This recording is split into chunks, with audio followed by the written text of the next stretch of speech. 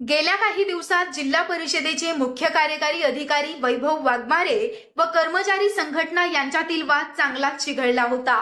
कर्मचारी संघटना व अन्य विरोधात गेल्या होत्या।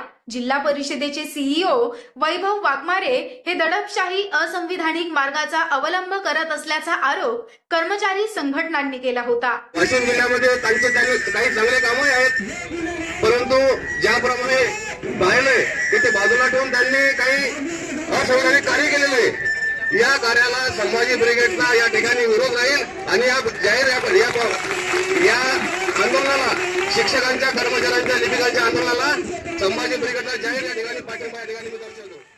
यामध्ये वाद प्रतिवाद होत असताना आज कर्मचारी संघटनेनं धरणे दिले होतं, तर विरोधासाठी विरोध करणारी काही तत्व कर्मचाऱ्यांच्या विरोधात प्रति आंदोलन करत होती।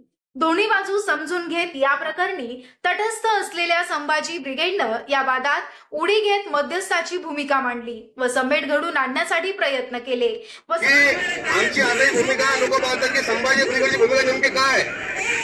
संभाजी ब्रिगेड आतापर्यंत काही विरोधी लोक, काही कानांना ऐकायला डोळ्याने पाहत नाही अशा प्रकारची काही संघटना या ठिकाणी कर्मचाऱ्यांना यांना विरोध करत असतील किंवा एखादं प्रकरण कशा प्रकारे हाताळायचं त्यांना समजत नसेल, तर मी संभाजी ब्रिगेडच्या वतीने या ठिकाणी इशारा देतो की सर्वांना या ठिकाणी आंदोलनाचा, या ठिकाणी लोकशाही मार्गाने आपापले प्रश्न मांडण्याचा अधिकार आहे आणि ते प्रश्न तुम्ही मांडत आहात, त्यासाठी आम्ही या ठिकाणी आलेलो आहोत।